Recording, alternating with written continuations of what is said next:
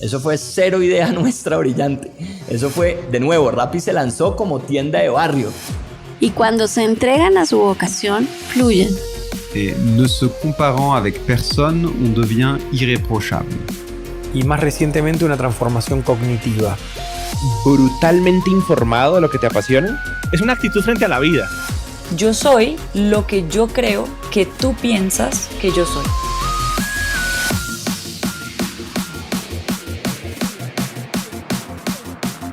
Hola, hola, hola, soy Robbie J. Fry y este es otro episodio of The Fry Show. Este podcast es una celebración de personas que no aceptan la vida tal como es. La abrazan, la cambian, la mejoran y dejan su huella en ella.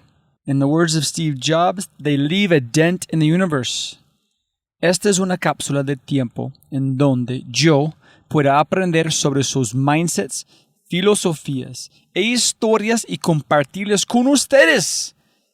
En las palabras de Larry King, me recuerdo a mí mismo todas las mañanas. Nada de lo que diga este día me enseñará nada. Entonces, si voy a aprender, debo hacerlo escuchando. Episodio 24 del Tour de la Innovación. Y casi la última. Voy a hacer un episodio final 25 que van a ser más o menos un highlight reel, el mejor de lo mejor, todo lo que yo he aprendido con este tour. Y este episodio ojalá es el último del tour o la última del tour y también la primera del tour de Endeavor Tour. Porque después de la idea es en abril o algo, irme a Chile, México, Argentina y hablar con los emprendedores de Endeavor y construir un libro de preguntas comunes y encontrar qué es el ADN de un emprendedor Endeavor. Porque en este podcast he tenido a Alex Torrenegra, Freddy Vega, Simón, Nicolás, Ángela, son más o menos 6 emprendedores de Endeavor y son gente fenomenal. Ellos piensan diferente, ven el mundo diferente, cada uno es distinto y de verdad de todos mis episodios yo pienso que yo he aprendido más de ellos de otras personas porque su estilo de ver el mundo es tan diferente pero muy similar que no hay mucho para aprender. Y este episodio es con la gerente de Endeavor Colombia, Adriana Suárez. Y la manera que ella ve el mundo también es muy diferente y muy especial. Entonces, ese es el último episodio de Tour. Si es la primera vez que escuchas el podcast, bienvenido y muchas gracias. Espero que aproveches esta oportunidad de inscribirte al podcast en Spotify, Apple, Amazon, Google o tu player favorito. No lo olvides, si este podcast te parece espectacular, hay otras cosas espectaculares que puedes encontrar en thefryshow.com. The newsletter, convertirse en un miembro de The Fry Show y obviamente si quieres acceder a los libros, podcasts, personas y lo demás que mencionamos en cada episodio, puedes encontrar todo en thefryshow.com. Más importante, si disfrutas de este tipo de contenido, si escuchas con frecuencia y eres parte de una empresa, universidad o comunidad, ¿por qué no pruebas Quinto? Cambiamos mindsets de tu talento con microaudios a través de WhatsApp. Quinto es fusión nuclear para el cerebro. Quinto lidera la lucha por la abundancia mental, un mindset a la vez. Quinto.ai, Kinto.ai, Quinto.ai. Gracias. Este episodio se llama La innovación es pensar en grande, 24 del Tour de la Innovación, con la maravillosa, brillante y espectacular Adriana Suárez. ¿Sonido? Aló. Perfecto. Y vamos a arrancar. Adriana siempre puede ganar más plata, pero no más tiempo. Muchísimas gracias por su tiempo. Un placer conocerte. Bueno, muchas gracias, Roby, por esta invitación. Y para tiempo, normalmente me encantan encontrar las historias de las personas, pero porque estamos corto de tiempo hoy, primero quiero saber cómo llegaste a Endeavor. ¿Tú buscaste a ellos o ellos están buscando a vos? ¿Por qué tú eres un buen fit? ¿Qué tienes especial? Porque la gente que está dentro de Endeavor en Colombia son, como estamos hablando, bichos raros. Son muy especiales. Entonces me imagino necesito una persona como vos muy especial para tener como este equipo en entender qué está pasando culturalmente en Colombia y con Silicon Valley, etc. Entonces, ¿cómo llegaste a Endeavor? Bueno, yo llevo 6 años ya liderando la operación de Endeavor en Colombia. Yo vengo de una trayectoria interesante porque yo estudié business y vengo de una familia y tradicionalmente del mundo de los negocios. Tuve algún emprendimiento muy joven, un negocio hace muchos años cuando no existía estos temas de bisutería y joyería, y en ese momento creé un negocio on the side de joyería, pero yo en ese momento decidí entrar a trabajar al sector público y fui secretaria privada de Marta Lucía Ramírez cuando fue ministra de Comercio en el año 98. Y en ese año creamos un programa con Marta Lucía, dado que yo tenía mi negocio de collares, un programa que fue súper exitoso, que se llamó Jóvenes Emprendedores Exportadores. Estamos hablando del año 98. ¿98 estás hablando de emprendimiento? Exactamente. No. Usando la palabra.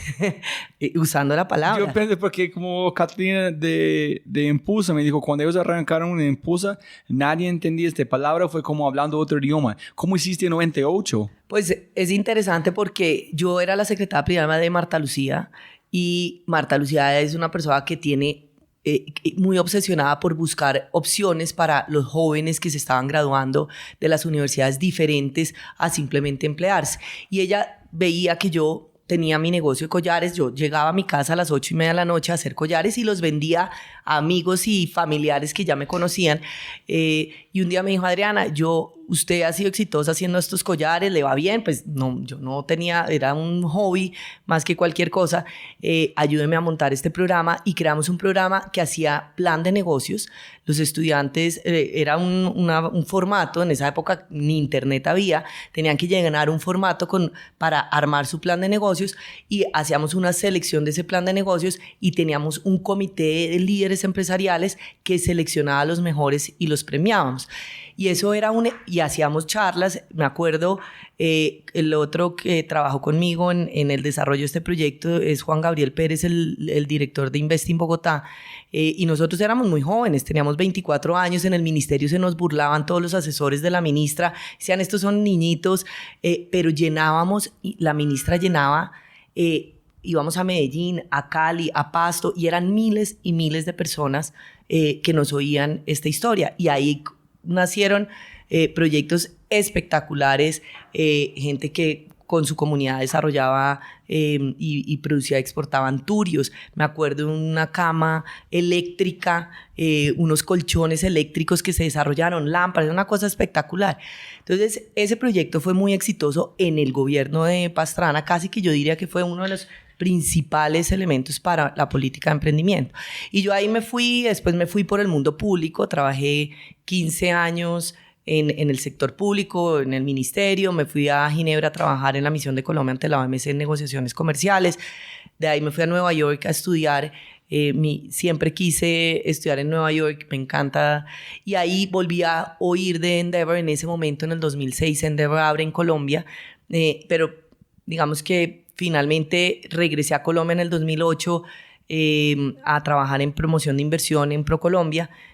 Fui gerente de promoción de inversión en ese momento y ahí estuve un par de años, lideré Investing Bogotá, la agencia de promoción de inversión de Bogotá, y en el 2012 finales me contactó Andrés Echavarría de la Junta de Endeavor a proponerme que liderara Endeavor. Y pues para mí, la verdad, el tema de emprendimiento siempre era algo que me había gustado, había tenido alma emprendedora, mi familia ha sido emprendedora, y pues con este programa que pues para nosotros fue espectacular, yo dije, bueno, y creo que pues esto es como una startup al final. Endeavor hoy tiene 30 personas en Colombia, abrimos operaciones en Medellín y Caribe, en Barranquilla, pasamos pues de tener en ese momento, cuando entré, 19 empresas seleccionadas a 48 compañías. Hoy ya hay una comunidad de 200 mentores en Colombia, y pues digamos que se ha vuelto una red aspiracional para muchos emprendedores, y parte de lo que nosotros hacemos es tratar de influir el mindset y la mentalidad y cultura de las personas para que piensen en grande, para que piensen diferente, para que cuando emprendan, emprendan creyendo que el emprendimiento no solo es posible a nivel local, sino a nivel regional, global, en fin. 3 preguntas a conectar. Uno es, ¿todavía tú haces sus collares, joyería? ¿Todavía estás en su sangre? ¿Estás pensando que después de Endeavor arrancan su propio startup? 2 es, todavía fue un poquito peligroso en Colombia en 98, no es tan sencillo. Entonces dijiste muchas personas llegando a escuchar que ustedes tuvieron que decir. ¿Por qué fue tan popular y tan desconocido al mismo tiempo? ¿Qué están buscando la gente en ese momento? ¿Están buscando algo más en su vida? ¿Por qué fue importante? Para mí, trato de imaginar hablar de emprendimiento en 1998 es como una locura, que van a ser 5 personas allá como los grillos atrás. Entonces, ¿por qué fue tan popular y todavía estás haciendo sus collares? No, pues lo de los collares fue una tristeza, porque la verdad creció, o sea, fue impresionante. Nosotros vendíamos, digamos, un poco informal, porque lo que yo digo, yo llegaba a las 8:30 de la noche a hacer collares, tenía una socia, y en el año 2001 yo me fui a vivir a Ginebra, a la Misión de Colombia. Allá vendía collares y me iba muy bien, pero en un momento determinado tuve que tomar una decisión de, bueno, o me dedico a esto o sigo con mi vida ejecutiva en el mundo público. En ese momento, ya en el 2001, empiezan a aparecer Mercedes Salazar y estas otras mujeres que empezaron a hacer algo de collares, y yo no estaba localmente acá. Mi socia no veía esto como un negocio, sino era más como algo, y en ese momento tomé la decisión de esto lo dejo a un lado.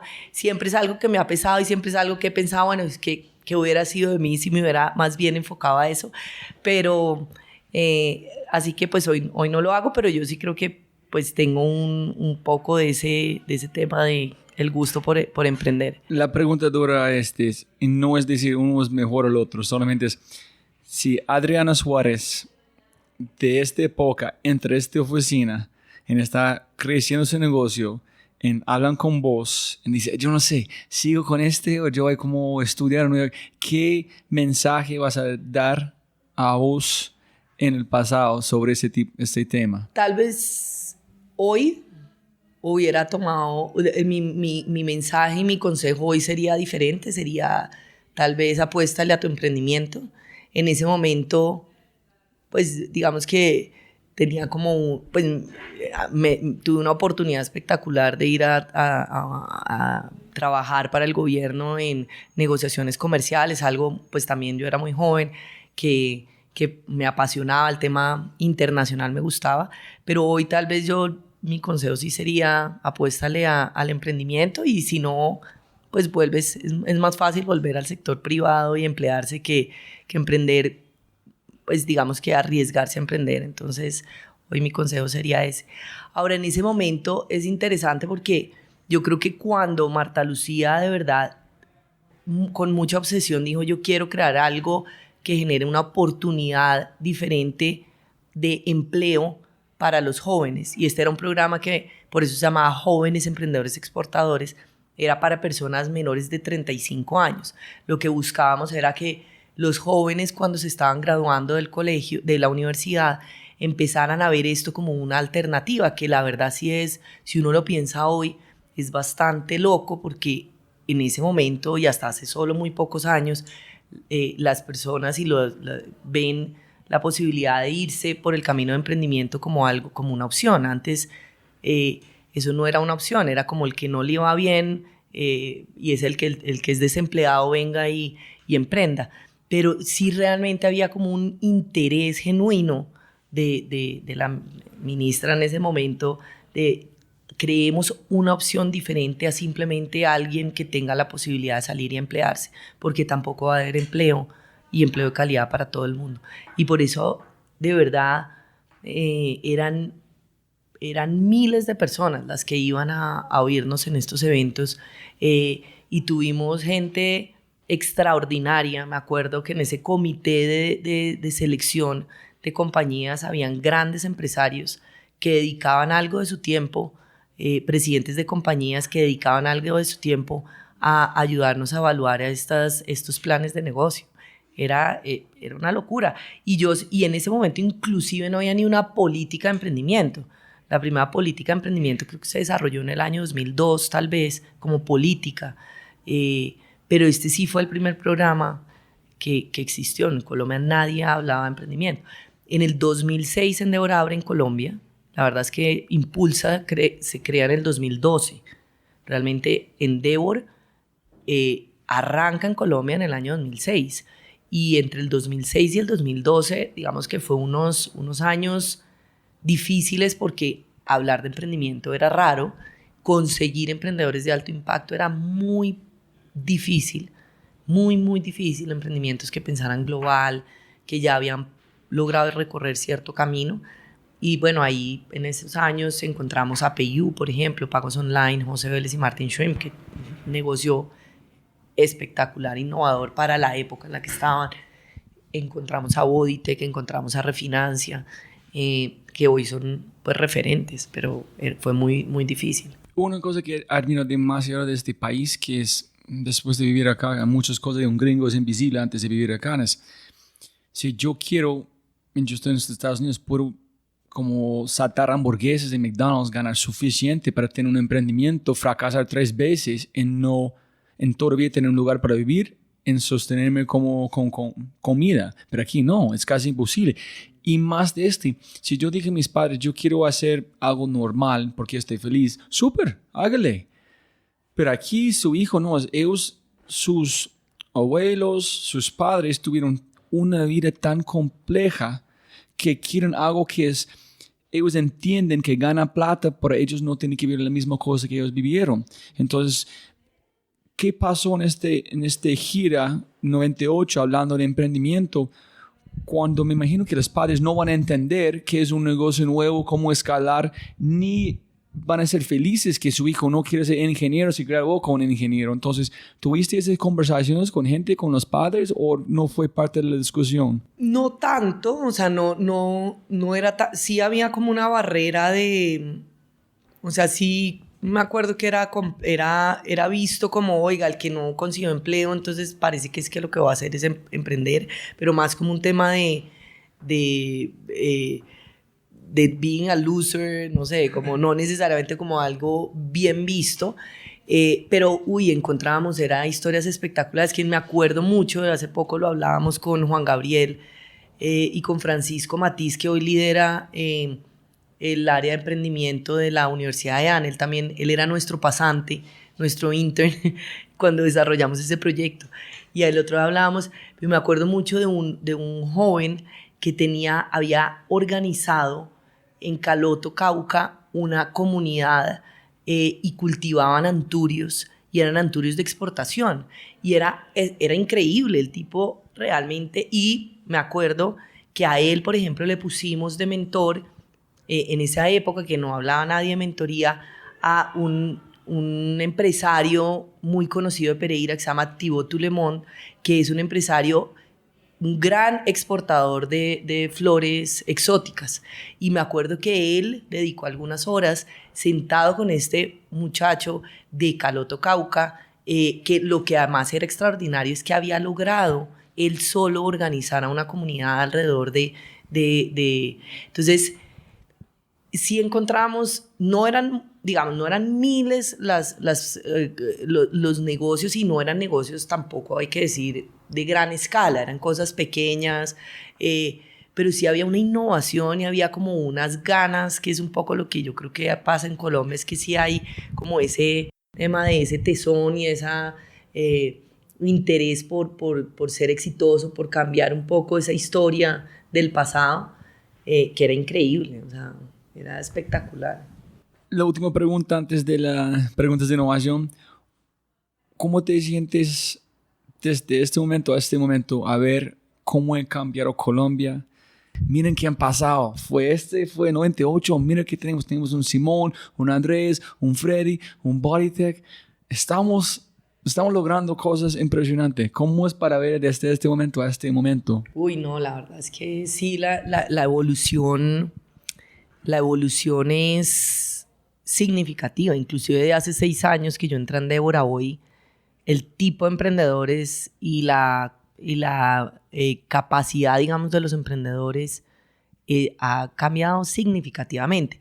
Inclusive el mismo ecosistema. Es que yo creo que pues en esos años, y hace 10 años a Colombia, de hecho no venía un venture capital, la gente no entendía que era capital semilla, no entendían que era ser inversionista ángel. Entonces yo sí creo que la evolución ha sido significativa. Nosotros también que creemos que en la medida en que hayan casos de éxito, y somos unos convencidos desde Endeavor que el modelo para el desarrollo de ecosistemas exitosos se da en la medida en que haya casos e historias de éxito, y uno puede mirar muchísimos ecosistemas, el caso argentino, por ejemplo, en donde no necesariamente el gobierno ha sido pro sector privado, pro apoyo a este tipo de cosas, pero Argentina logró hace un par de años tener emprendimientos y casos exitosos como Mercado Libre, como Globant, como Patagon, y como OfficeNet, y muchos de estos emprendedores lo que han hecho es convertirse en modelos de rol, en inversionistas, en inspiradores de otros, y eso es lo que al final genera y desarrolla ecosistemas. Entonces, lo que sí estamos viendo ahora es que muchos de esos frutos que empezamos a cultivar hace 10 años o 12 años en Endeavor, hoy ya son historias que empiezan a ser relevantes, que ya no solo las conocen en Colombia, sino a nivel regional. Entonces el caso, por ejemplo, de Bodytech, que pues es un caso insignia pues para Colombia, pero pues o el caso de pagos online, hoy PayU, es un caso realmente insignia también, que ya son visibles, ya son casos e historias que la gente dice, oiga, esto es un emprendimiento exitoso, ya están América Latina, tiene mucha inversión de fuera, y bueno, y después de eso empiezan a nacer los más recientes que son Platzi, Rappi, Offi, digamos, estas compañías mucho más nuevas y novedosas. Pero yo creo que esas historias de éxito son las que empiezan a generar que otros emprendedores digan, oiga, se puede, es posible, no tiene uno que ser salido de la mejor universidad o estudiado o tener muchísimos recursos desde joven para poder emprender. Yo creo que hay historias de todo tipo en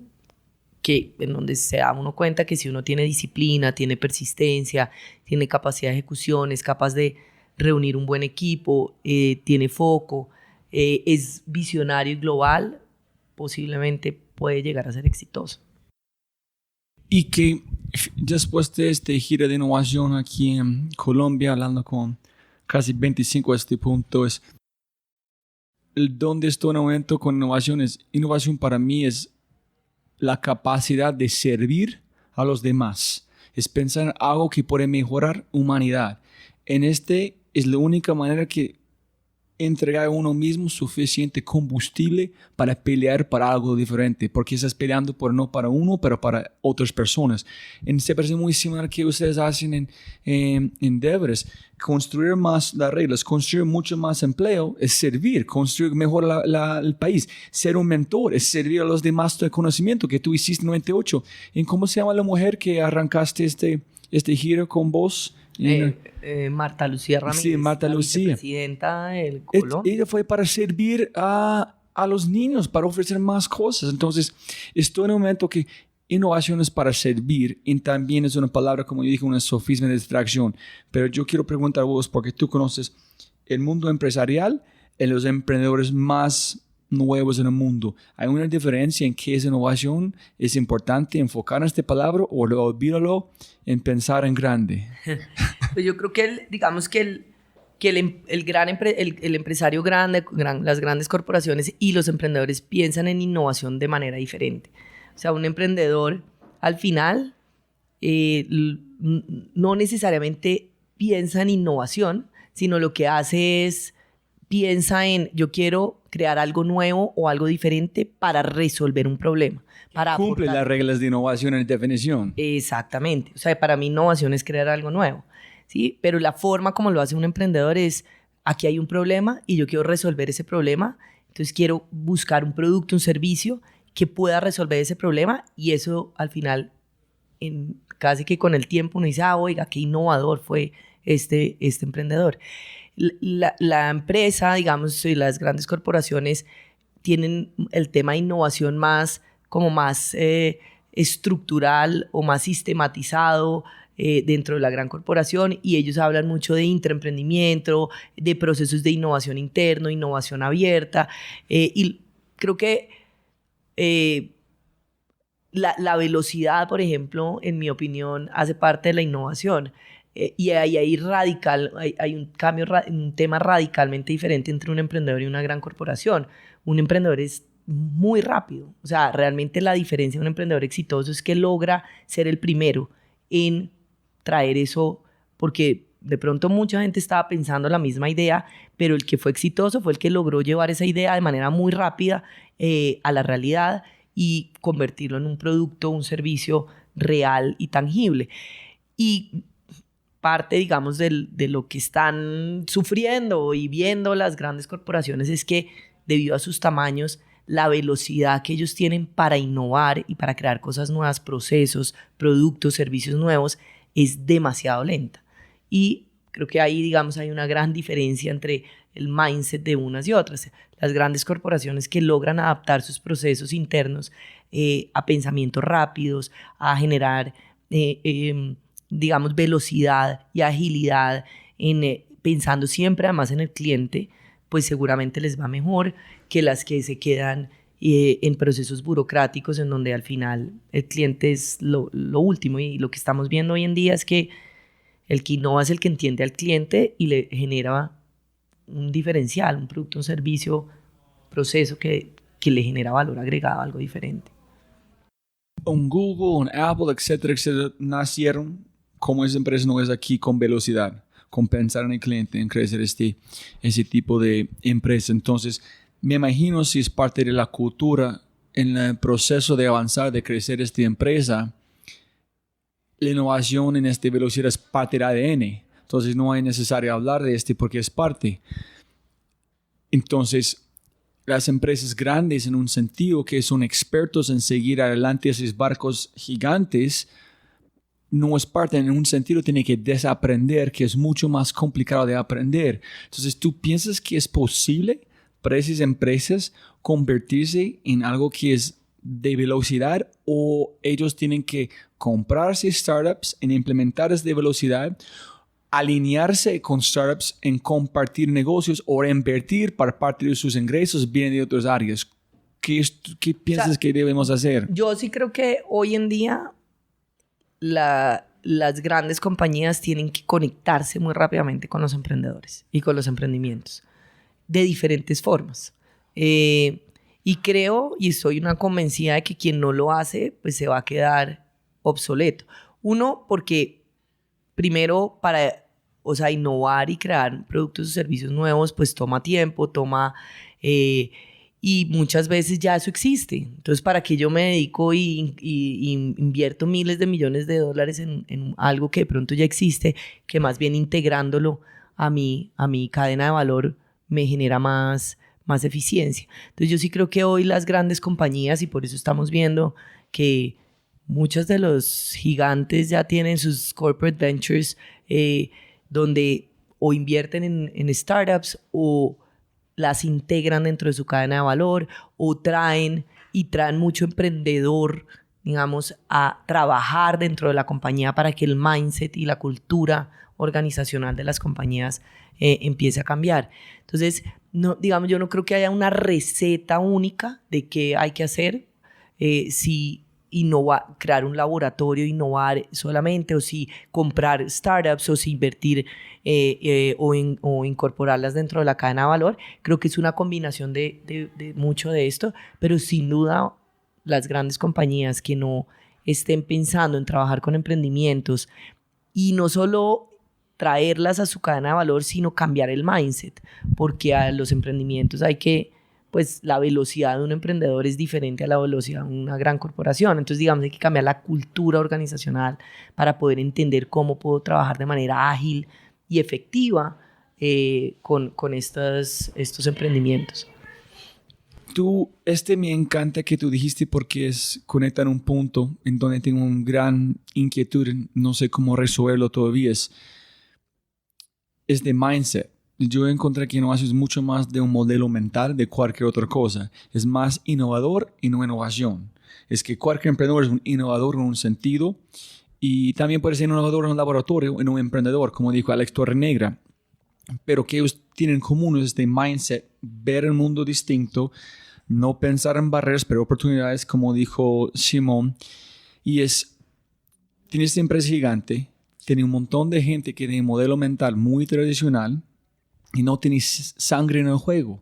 Es decir, un emprendedor es peleando para no comer más arroz y pollo. Estás peleando por algo que es en su ADN, es su equipo. Si ellos fallan, gente van a perder su trabajo, etcétera, etcétera. Entonces, cuando ellos venden, cuando ellos construyen, cuando ellos buscan por oportunidades, viene de otro sangre, mueven más rápido con algo diferente que me imagino están forzando estos mapas, estos neurones para como to fire en encontrar caminos nuevos. Con una empresa tradicional es más complicado porque ellos no tienen skin in the game, no tienen sangre en el juego, no están peleando para servir, estás peleando por un sueldo. Sí, yo creo que digamos que el emprendedor tiene una característica, es que está más acostumbrado al riesgo. Entonces, y está más dispuesto, digamos, a arriesgarse. Ahora, en la medida en que estos emprendedores y estas empresas van creciendo y se vuelven más corporaciones, pues tienen menos capacidad, digamos, de entrar a arriesgarlo todo. Pero sí son personas más arriesgadas. Y digamos que nosotros en Endeavor definimos un emprendedor de alto impacto como una persona que tiene 3 características. Primero, tiene una muy buena idea, pero como eso no es suficiente, no solo tiene esa buena idea, sino que es capaz de ejecutar y convertir esa idea en un negocio, en una empresa. Lo segundo es que tiene esa capacidad de escalar ese negocio y transformarlo en una compañía, pasar de ser simplemente un buen negocio a convertir ese negocio en una empresa con equipo, con gobierno corporativo, con procesos, con metodologías, en fin. Y por último, es un emprendedor que está dispuesto a retribuir y a retribuir ese éxito, digamos, invirtiendo en otros, inspirando a otros y al final creyendo que, pues, convirtiéndose un poquito en este modelo de rol para que otros se beneficien de esos procesos de aprendizaje y demás. Y lo que sí vemos es que si uno mira un poco el ADN de nuestros emprendedores, sí hay cosas muy parecidas. Uno, nunca se cansan de pensar, oiga, hoy mi negocio es así, pero es que yo quiero impactar más, yo quiero generar, lograr que más personas tengan acceso a ciertos servicios. Ellos no se cansan entonces están todo el tiempo pendientes y como con interés de generar nuevas innovaciones, nuevos cambios. Y la capacidad, digamos, de lo que hablaba yo antes de hacerlo rápido, creo que es donde está la diferencia. O sea, no tienen que entrar digamos, a una burocracia de, oiga, hay que cambiar el modelo, casi que lo hacen de manera inmediata, automática. Pues, digamos, eso les toma tiempo, salen y se conectan con el mundo, pero creo que, digamos, la velocidad sí ayuda mucho en ese sentido. Y mi última pregunta es, ¿tú conoces unas empresas grandes que han cambiado a toda su organización para ser mucho más veloz hasta el punto que funciona? ¿O no hay un caso de éxito? Y donde me voy es, para mí, yo soy un super fan porque mi esposa trabaja allá, tengo muchos amigos en Bancolombia, entonces yo quiero que ellos no quiero que ellos van a desaparecer. Yo quiero que ellos son el ejemplo de toda América Latina para que es posible con una organización de este tamaño. Pero yo no sé si es posible. Yo no veo cómo es. y conectado a este punto es, ¿un innovador o emprendedor nace como o tú puedes construirlo como con hábitos en esta cosa? ¿O solamente es en su ADN no es? Empiezo tal vez por la segunda pregunta y luego te contesto la primera. Pero yo creo que no todo el mundo tiene las capacidades y habilidades de ser emprendedor de alto impacto. O sea, y eso es algo que nosotros sí decimos. O sea, ser emprendedor, salir a vender empanadas en la esquina, cualquier persona lo puede hacer. Pero realmente de alto impacto, de poder ser transformador, de generar disrupción, siento que para eso se requieren ciertas habilidades, digamos, y a veces competencias. O sea, la disciplina es una, la pasión es otra, digamos, la capacidad de ejecución. Vuelvo y digo, mucha gente puede tener la misma idea. Tú y yo nos pudimos levantar con la misma idea, pero ¿por qué Steve Jobs logró llegar donde está y yo de pronto dije en algún momento yo quiero hacer una tablet con... O sea, ahí es donde yo creo que está la gran diferencia, es el que logra llevar esa idea y convertirla realmente en un producto, servicio y en un negocio, es el que tiene, y eso requiere pues resiliencia, disciplina, capacidad de trabajo en equipo, capacidad de traer gente mejor que tú, que te ayude a co-crear y a construir, capacidad de liderazgo. Entonces digamos que no todo el mundo está hecho para ser emprendedor, digamos, de alto impacto. Y eso es importante porque hoy que está de moda el emprendimiento, todo el mundo quiere ser emprendedor y a veces de pronto las habilidades tuyas son mejores siendo el CFO o el CEO o digamos, el que lidera una compañía, pero no necesariamente el que está transformando estos nuevos productos o servicios. Igual para el innovador, no todos pueden. Tal vez también igual para un innovador. Yo creo que, o sea, no todo el mundo tiene la capacidad de serlo. O sea, yo creo que hay quienes pueden aprender y yo sí creo que la disciplina se aprende, pero porque además es que uno encuentra emprendedores de alto impacto en todos los niveles. O sea, uno ve la historia de Freddy Vega, de dónde viene él y de dónde está hoy, la historia de Lilian Zimbakeva, de dónde viene ella, de dónde soy, y la historia de otros que han crecido y han nacido en lugares de pronto más privilegiados, pero el uno y el otro no, al final del día, son iguales. Ellos mismos dicen, o sea, hay que oír a Freddy cuando él habla de su historia, que a mí me encanta. No hubo barreras, Alex Torrenegra no hubo barreras, él fue un convencido y un autodidacta en el tema de tecnología y eso lo apasionó desde que tenía 12, 14 años y lo hizo ser un emprendedor exitoso. José Vélez, cuando uno oye la historia de José de PIU, él estudió economía, pero realmente lo que sabía hacer y lo que le gustaba hacer era ser programador y empezó a programar desde muy joven. Y esa habilidad y esa pasión por lo que hace fue lo que quizás lo hizo ser exitoso. El mismo Nicolás Loaiza con el tema de deporte. O sea, Nicolás Loaiza es un deportista extremo. Él no simplemente dijo, hay una necesidad en el mercado de crear un gimnasio, sino es que él era uno convencido que para él, para sus gustos, no existía nada que le generara una satisfacción y por eso, entonces yo sí creo que la pasión y el conocimiento por y las habilidades por ciertos temas te llevan eventualmente a lograr cierta tasa de éxito.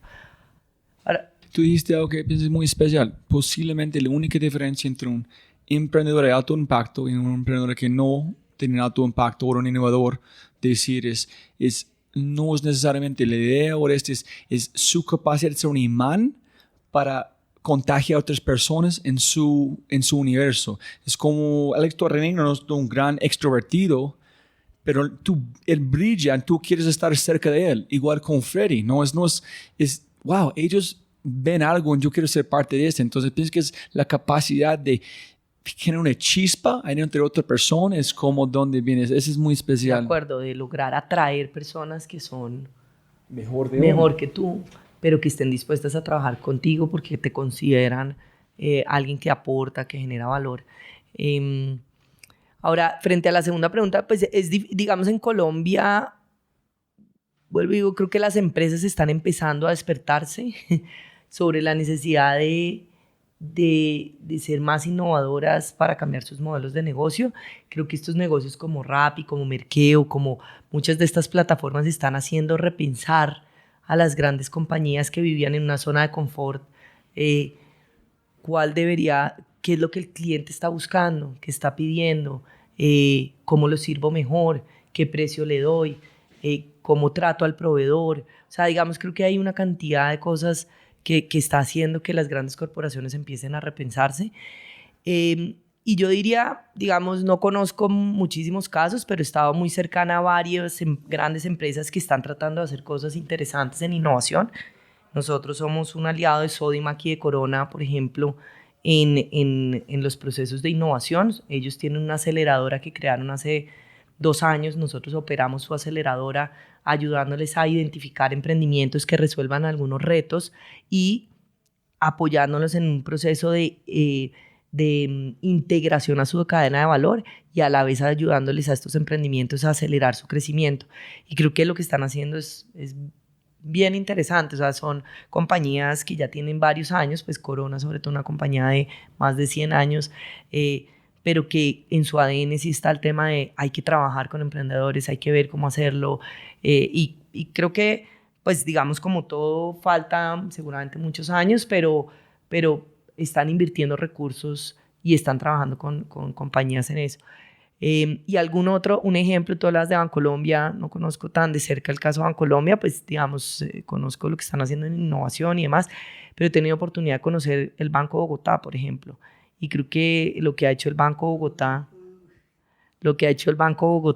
en mi opinión, ha sido muy interesante. O sea, Julio Rojas, el vicepresidente estratégico, creó un lab al interior del banco, no afuera, sino dentro del mismo banco, un banco de 125 años, donde pues pensaría uno que cambiarle la mentalidad a estos personajes era difícil, y creo que hoy están generando, creo que un producto digital cada 16 semanas con impacto significativo, y al interior del banco empieza uno a ver unos cambios radicales. Hace poco hablé con la directora de comunicaciones, quien me dijo, estamos cambiando completamente las comunicaciones.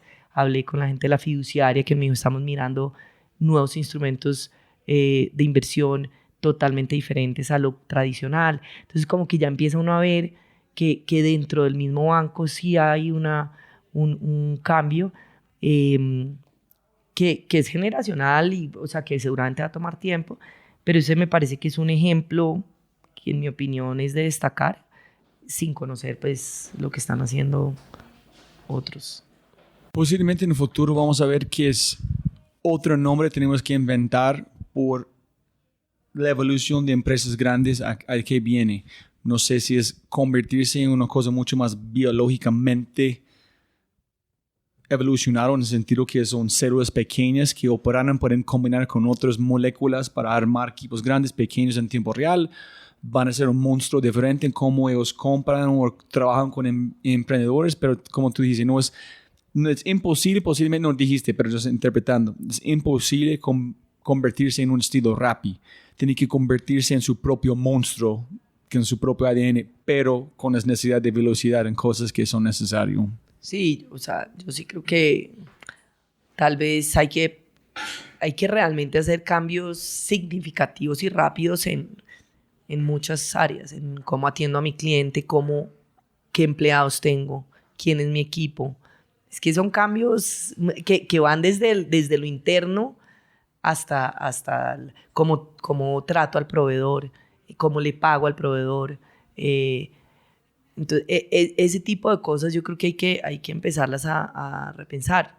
Nosotros acá yo he sido una crítica un poco de las grandes compañías en Colombia que de alguna forma utilizan a las pymes y les pagan a tiempos de 150, 200 días como proveedores. Eso al final puede que en algunos años haya funcionado, pero yo creo que empiezan a existir otras opciones en donde si a ti te pagan a 30 días y, por ejemplo, estos supermercados low cost, pues están realmente siendo muy disruptivos en eso. Creo que por ahí yo le oigo a los emprendedores míos que de uno justo y bueno paga 30 días, y paga 30 días, punto. Entonces, si tú eres un proveedor, pues preferirás irte a quien te pague a 30 días o a quien te pague a 180, pues. Entonces, si tú no cambias ese tipo de pensamiento, eso va. Hay que destruirlo, no cambies. Olvídalo, no existe. Ayer me hablaba alguien, un emprendedor, que por ahí sale una licitación de una compañía para contratar un servicio que dice, tenga en cuenta que quien se gane esto, el proveedor va a pagar, pues le vamos a pagar a 250 días. 250 días. Si yo Casi soy un vomito un emprendedor, poquito en mi boca. jamás me metería. Pues primero porque un emprendimiento no tiene la capacidad, el CAPEX, la capacidad financiera de financiar un equipo para... Entonces, digamos que yo siento que sí, es el tipo de cosas que hay que empezar a repensar al interior de las compañías y decir, oiga, tal vez esto nos funcionó hasta cierto momento, pero creo que de aquí en adelante quizás ya no... Sí, y yo, la manera que yo veo es si mi esposa tiene un problema, no está en Medellín, yo voy a inventar cualquier manera para llegar que ella necesite. Si es plato, que el man de Rappi puede ir para acá, comprar para llevar aquí. Después yo puedo entregar a esta persona entonces, pero voy a solucionarlo porque estoy sirviendo a mi esposa. Rappi quieren ser el aplicación WeChat de América Latina. Ellos saben que quiénes van a servir. Velocidad es porque ellos saben a dónde van. Yo no sé si las empresas grandes saben quién está sirviendo, qué dolores tienen, entonces demora tiempo porque no hay un dolor en ellos mismos para mejorarse la vida de las personas. Ay, por eso el cliente es tan importante. Es que yo creo que la base de la innovación tiene que ser el entendimiento del cliente. Y por eso hoy todas estas necesidades de Big Data y de inteligencia artificial, al final, y por eso los retailers están sufriendo hoy tanto. O sea, al final, y creo que por eso Amazon lleva una delantera significativa cuando lo que entiende es qué es lo que quiere el cliente. El cliente no se quiere mover de su casa, entonces ¿yo qué hago para crearle un servicio que le pueda... Estaba leyendo esta mañana este producto que tiene Amazon ahora para medirse ropa virtualmente, me pareció increíble. Y eso es porque cada vez la gente va a estar menos interesada en desplazarse para hacer una compra, y es entender el cliente. Si tú no entiendes el cliente, no entiendes qué quiere, y no le logras solucionar un problema, al final simplemente... Y si no entiendes, la velocidad no existe. Así es. En ese todo. Listo, Malutos, me preguntas. 3 libros que han cambiado su vida. Bueno, yo quiero recomendar 3 que me parece bien interesante para este mundo del emprendimiento. Uno es Venture Deals.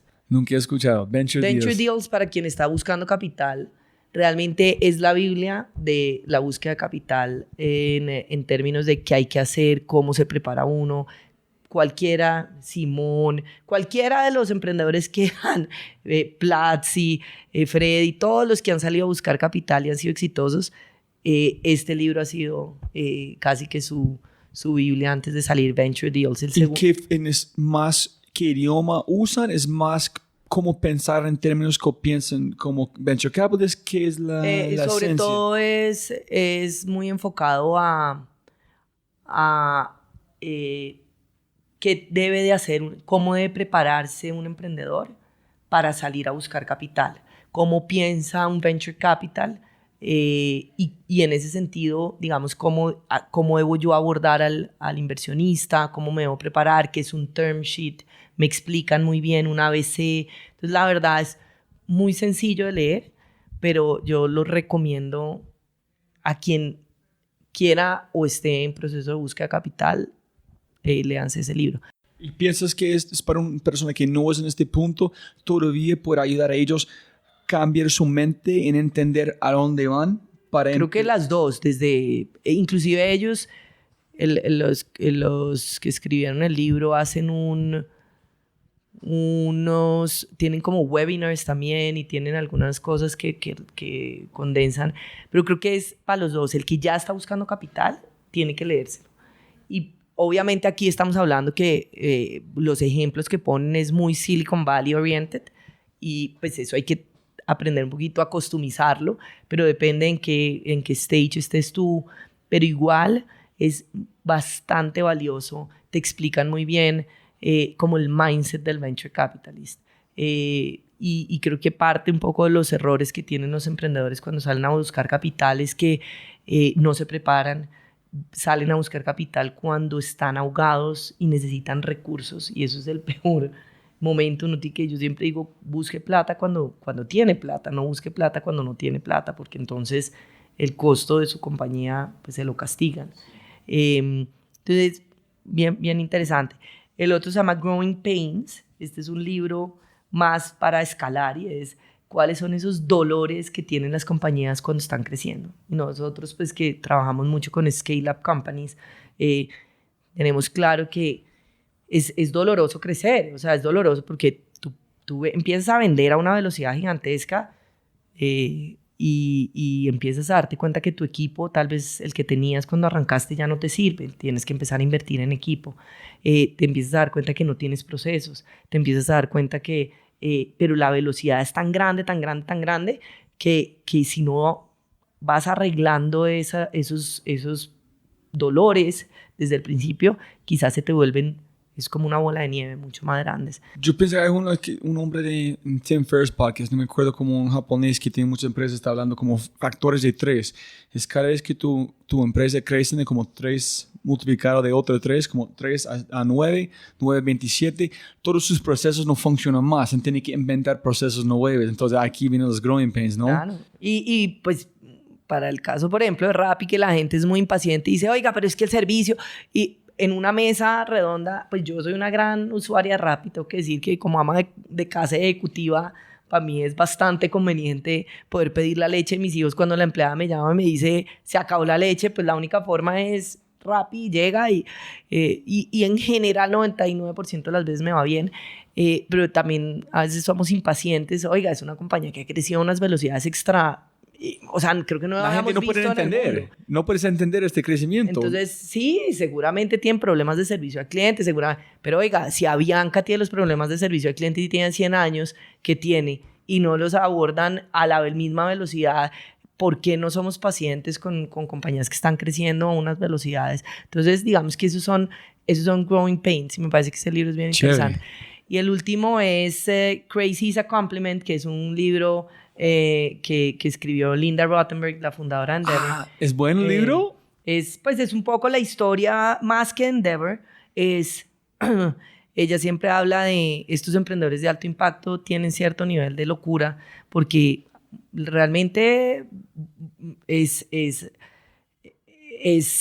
meterse en trabajar 27 horas al día, 7 días a la semana, es irse en contra de mucha gente, de la familia, de los ex socios, en contra por una voluntad de, oiga, yo creo fielmente en que este producto o servicio realmente va a generar un cambio, un impacto. Es un libro más de inspiración para quienes quieren emprender, que lo recomiendo mucho. Es Crazy is a Compliment. Es bien interesante. Si puedes poner una cartelera enorme enfrente del aeropuerto de El Dorado con un mensaje gigante, en al mismo tiempo un mensaje de WhatsApp a toda América Latina, ¿qué mensaje vas a enviar a toda la gente? Pues yo diría, hay que atreverse a emprender, pero en el atreverse a emprender, recomiendo foco, recomiendo pensar en grande, pensar global, y recomiendo siempre crear equipos que sean mejores que tú para poder co-crear y construir. Entonces, foco, pensar en grande y rodear con gente mejor que tú. Exacto. Chévere. Y algo que olvidamos de hablar, qué pena, hay muchas más cosas para hablar, divina la conversación, pero hay un mensaje tú quieres dar a la gente escuchando, una recomendación o un mensaje antes de terminar, algo importante que olvidamos de hablar. No, yo creo que el mensaje, pues, para quienes nos oyen es, Endeavor tiene hoy una plataforma de contenidos que es contenido gratuito para todo el que quiere o emprender o que ya es emprendedor. Entonces mi mensaje es: síganos en redes sociales, en nuestra plataforma endeavor.com.co, que seguramente el 2019 va a ser un año lleno de contenidos para impactar el ecosistema. Brillante. Como arrancamos, siempre para ganar más plata, no más tiempo. Muchísimas gracias por su tiempo, Adrián. Un placer. Bueno, muchas gracias.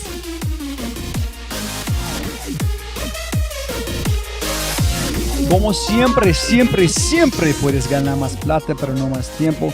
Muchas gracias por escuchar. Espero que hayas aprendido algo, te hayas inspirado y te sientas con ganas de hacer algo imposible. No olvides, si este podcast te parece increíble, hay otras cosas maravillosas que puedes encontrar en thefryshow.com, el newsletter, convertirse en miembro de Fry Show y obviamente si quieres acceder a libros, podcasts, personas y lo demás que mencionamos en los episodios, puedes encontrar todo en thefryshow.com. Y con ese dicho, hasta el próximo episodio. Chao, chao, chao. Chao.